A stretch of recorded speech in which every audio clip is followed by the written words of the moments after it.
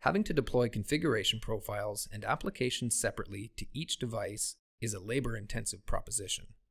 This is solved by using what we call business policies, which are bespoke templates consisting of desired configurations and applications. Business policies can be pushed onto numerous devices at once, in just a few simple steps. To create a business policy, select Business Policies, then Add,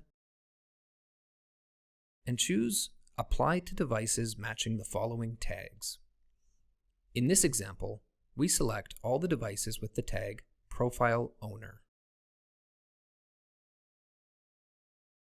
Now we select the configuration profiles to be included in the business policy.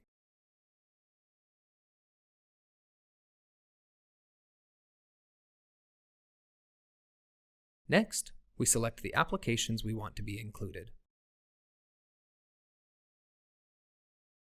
You can also choose to include files and certificates, but we are choosing not to for this particular business policy. Name the business policy, and click on Next, and Create, and Close. By double-clicking on the business policy, we can see if our devices are compliant with the policy. Here we can see that our device is compliant with the business policy.